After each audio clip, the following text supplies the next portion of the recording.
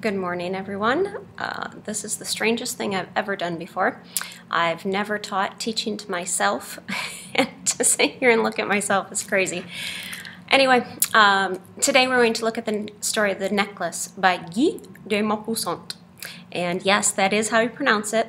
If you look at the spelling of his name, you might think that it's Guy de Maupassant, something like that. But it is French, and it is Guy de Maupassant. So some notes about Maupassant is that obviously he's from France.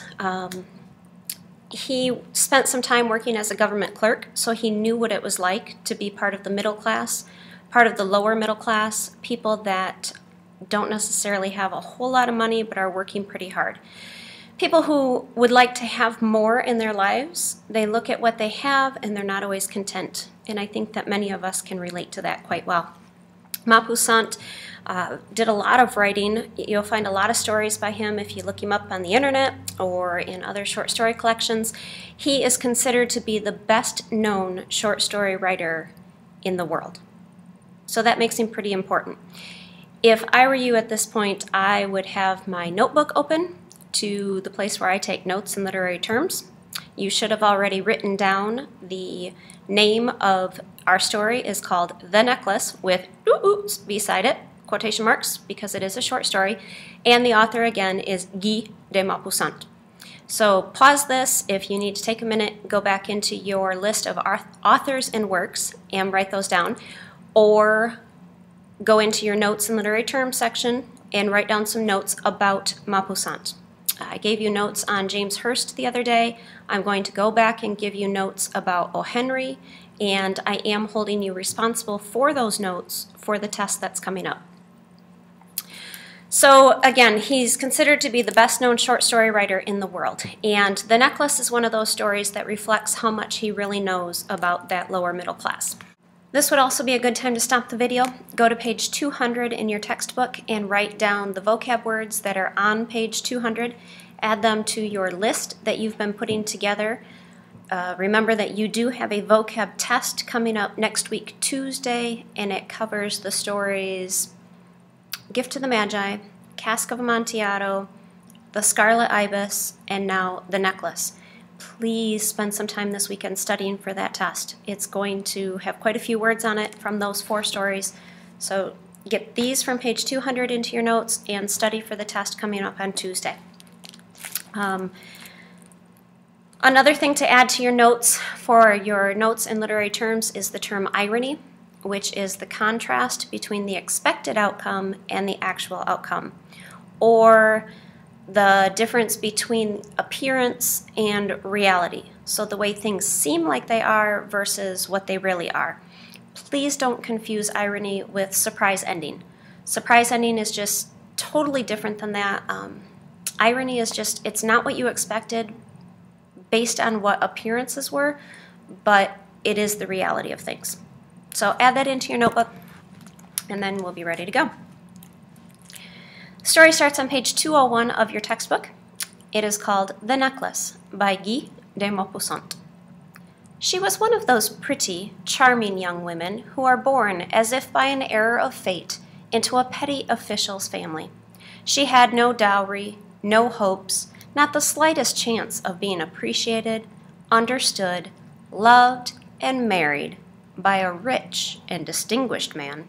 So she slipped into marriage with a minor civil servant at the Ministry of Education. Unable to afford jewelry, she dressed simply, but she was as wretched as a déclassée, for women have neither caste nor breeding. In them, beauty, grace, and charm replace pride of birth. Innate refinement, instinctive elegance, and suppleness of wit give them their place on the only scale that counts, and these qualities make humble girls the peers of the grandest ladies. She suffered constantly, feeling that all the attributes of a gracious life, every luxury, should rightly have been hers. The poverty of her rooms, the shabby walls, the worn furniture, the ugly upholstery caused her pain. All these things that another woman of her class would not have even noticed tormented her and made her angry. The very sight of the little Breton girl who cleaned for her awoke rueful thoughts and the wildest dreams in her mind. She dreamt of thick carpeted reception rooms with oriental hangings, lighted by tall bronze torches, and with two huge footmen in knee breeches made drowsy by the heat from the stove, asleep in the wide armchairs. She dreamt of great drawing rooms upholstered in old silks, with fragile little tables holding priceless knickknacks, and of enchanting little sitting rooms redolent of perfume, designed for tea-time chats with intimate friends, famous, sought-after men whose attentions all women longed for. When she sat down to dinner at her round table with its 3-day-old cloth and watched her husband opposite her lift the lid of the soup tureen and exclaim delighted, "Ah, a good homemade beef stew, there's nothing better," she would visualize elegant dinners and gleaming silver amid tapestried walls peopled by knights and ladies and exotic birds in a fairy forest. She would think of exquisite dishes served on gorgeous china, and of gallantries whispered and received with sphinx-like smiles while eating the pink flesh of trout or wings of grouse. She had no proper wardrobe, no jewels, nothing, and those were the only things that she loved. She felt she was made for them. She would have so loved to charm, to be envied, to be admired and sought after. So you've got this young girl.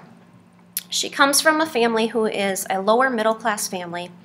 Because of that, she has no dowry. She has nothing that her parents can pay to get her into a good marriage with a reputable or a wealthy man. So she has no choice but to marry someone of her same social class. She does. She's really unhappy. You can look at this and you can see the things that she has, and, you know, I wish that we were able to look at it and say she should be thankful. She's got a husband who loves her. She has this Breton girl who comes and does some chores for her, who cleans for her. She has food to put on the table, and her husband is appreciative of it. He says, "Oh, the good homemade beef stew, there's nothing better." But that's not how she feels. She's disappointed with her life.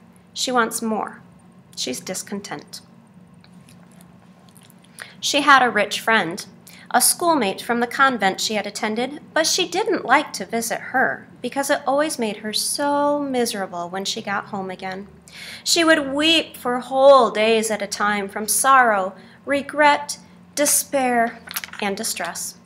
Then one evening her husband arrived home looking triumphant and waving a large envelope. "There," he said, "there's something for you." She tore it open eagerly and took out a printed card which said, "The Minister of Education and Madame Jorge Ramponneau request the pleasure of the company of Mr. and Mademoiselle Loisel at an evening reception at the Ministry on Monday, January 18th. Instead of being delighted as her husband had hoped, she tossed the invitation on the table and muttered, annoyed, "What do you expect me to do with that?" "Why, I thought you'd be pleased, dear. You never go out, and this would be an occasion for you, a great one. I had a lot of trouble getting it. Everyone wants an invitation. They're in great demand, and there are only a few reserved for the employees. All the officials will be there." She looked at him, irritated, and said impatiently, "I haven't a thing to wear. How could I go?" It never even occurred to him. He stammered, But what about the dress you wear to the theater? I think it's lovely." He fell silent, amazed and bewildered to see that his wife was crying. 2 big tears escaped from the corners of her eyes and rolled slowly toward the corners of her mouth. He mumbled, "What is it? What is it?" But with great effort, she had overcome her misery, and now she answered him calmly, wiping her tear-damp cheeks. "It's nothing. It's just that I have no evening dress, and so I can't go to the party. Give the invitation to one of your colleagues whose wife will be better dressed than I would be." He was overcome. He said, "Listen, Mathilde, how much would an evening dress cost? A suitable one that you could wear again on other occasions, something very simple." She thought for several seconds, making her calculations and at the same time estimating how much she could ask for without eliciting an immediate refusal and an exclamation of horror from this economical government clerk. At last, not too sure of herself, she said, "It's hard to say exactly, but I think I could manage with 400 francs." He went a little pale, for that was exactly the amount he had put aside to buy a rifle so that he could go hunting the following summer near Nanterre with a few friends who went shooting larks around there on Sundays. However, he said, "Well, all right then, I'll give you 400 francs, but try to get something really nice." As the day of the ball drew closer, Madame Loisel seemed depressed, disturbed, and worried, despite the fact that her dress was ready. One evening her husband said, "What's the matter? You've really been very strange these last few days." And she answered, "I hate not having a single jewel, not one stone, to wear. I shall look so dowdy, I'd almost rather not go to the party." He suggested, "You can wear some fresh flowers. It's considered very chic this time of year. For 10 francs you can get 2 or 3 beautiful roses." That did not satisfy her at all. "No, there's nothing more humiliating than to look poverty-stricken among a lot of rich women." Then her husband exclaimed, "Wait, you silly thing! Why don't you go to see Madame Forestier and ask her to lend you some jewelry? You certainly know her well enough for that, don't you?"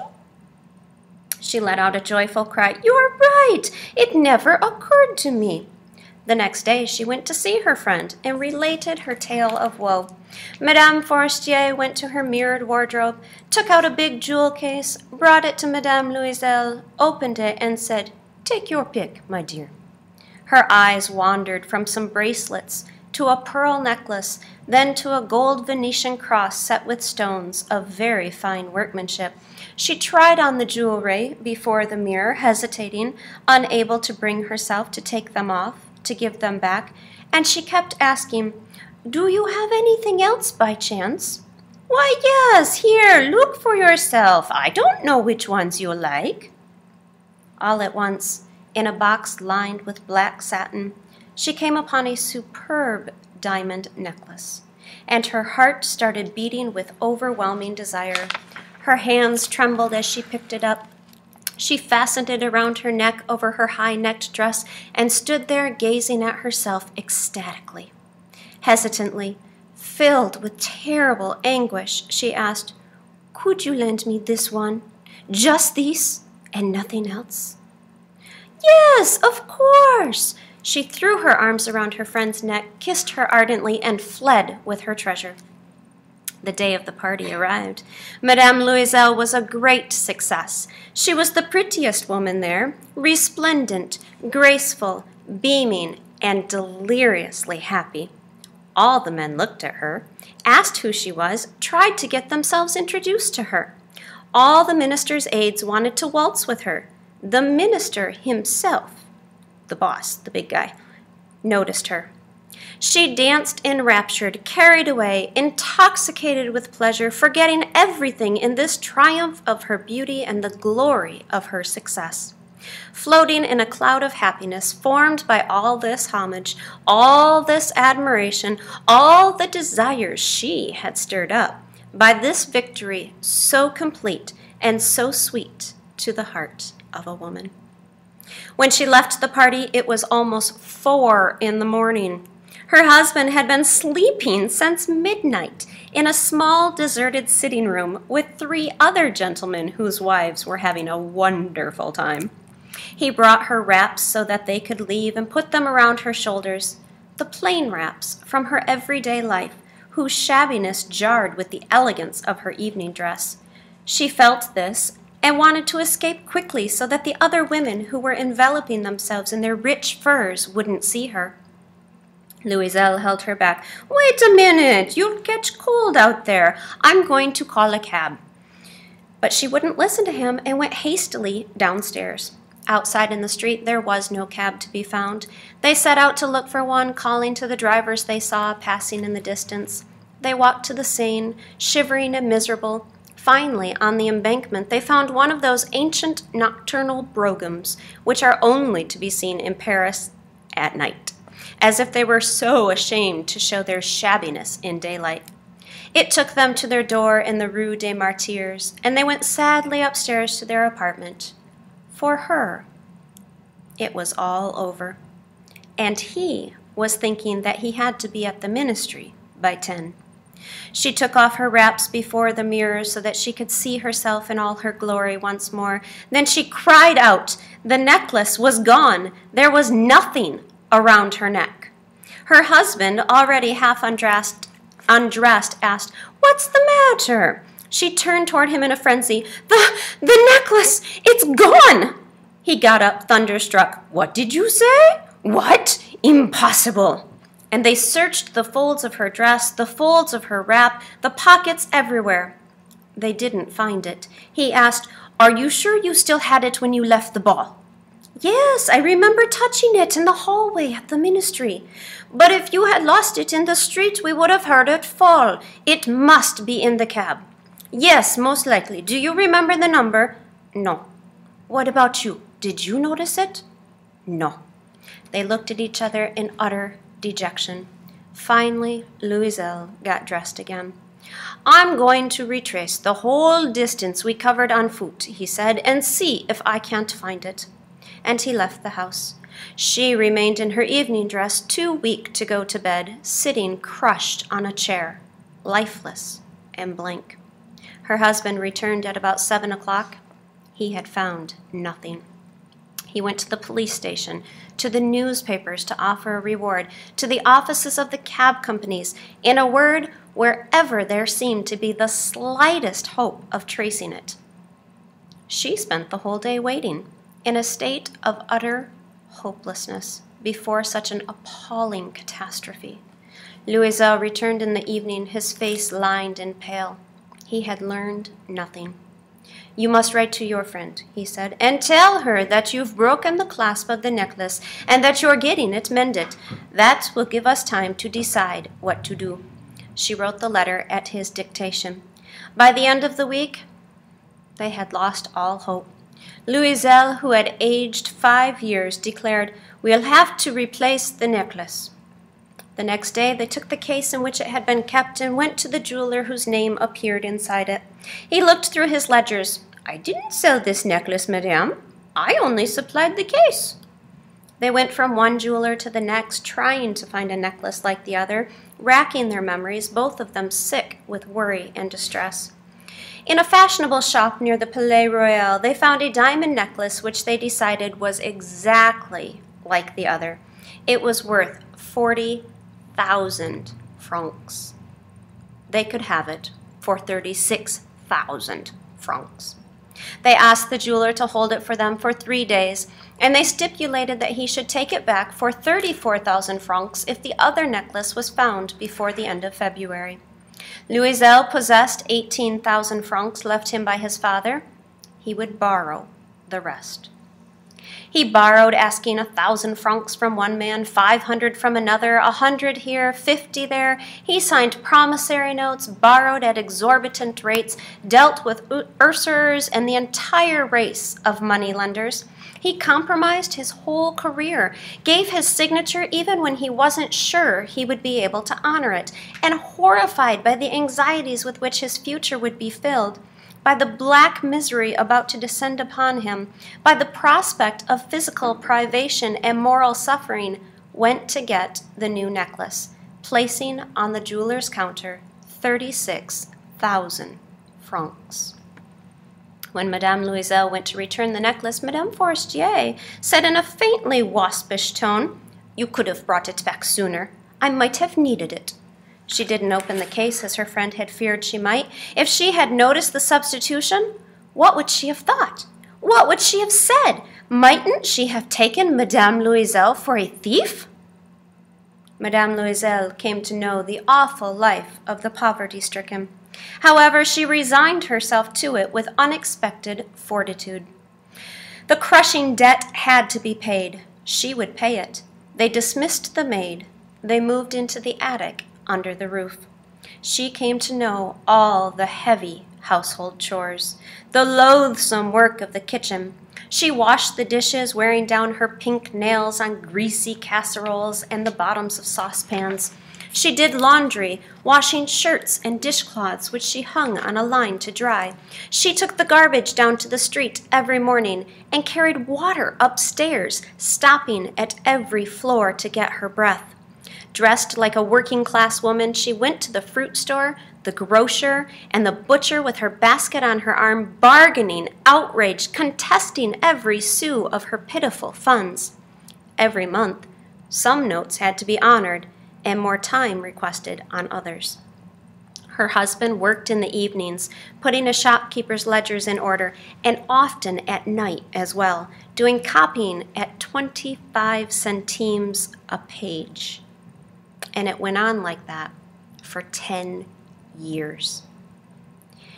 After 10 years, they had made good on everything, including the usurious rates and the compound interest. Madame Loisel looked old now. She had become the sort of strong woman, hard and coarse, that one finds in poor families. Disheveled, her skirts askew, with reddened hands, she spoke in a loud voice, slopping water over the floors as she washed them. But sometimes, when her husband was at the office, she would sit down by the window and muse over that party long ago when she had been so beautiful, the belle of the ball. How would things have turned out if she hadn't lost the necklace? Who could tell? How strange and fickle life is. How little it takes to make or break you. Then one Sunday, when she was strolling along the Champs-Élysées, to forget the week's chores for a while, she suddenly caught sight of a woman taking a child for a walk. It was Madame Forestier, still young, still beautiful, still charming. Madame Loisel started to tremble. Should she speak to her? Yes, certainly she should. And now that she had paid everything back, why shouldn't she tell her the whole story? She went up to her. Hello, Jean. The other did not recognize her, and was surprised that this plainly dressed woman should speak so familiarly. She murmured, But, madame, I'm sure you must be mistaken. No, I'm not. I'm Mathilde Loisel. Her friend gave a little cry. Oh, my poor Mathilde, how you've changed. Yes, I've been through some pretty hard times since I last saw you, and I've had plenty of trouble. And all because of you. Because of me? What do you mean? You remember the diamond necklace you lent me to wear to the party at the ministry? Yes. What about it? Well, I lost it. What are you talking about? You returned it to me. What I gave back to you was another just like it, and it took us 10 years to pay for it. You can imagine it wasn't easy for us, since we were quite poor. Anyway, I'm glad it's over and done with. Madame Forestier stopped short. You say you bought a diamond necklace to replace the other one? Yes. You didn't even notice then? They really were exactly alike. And she smiled, full of a proud, simple joy. Madame Forestier, profoundly moved, took Mathilde's hands in her own. Oh, my poor, poor Mathilde! Mine was false. It was worth 500 francs at most. The Necklace by Guy de Maupassant.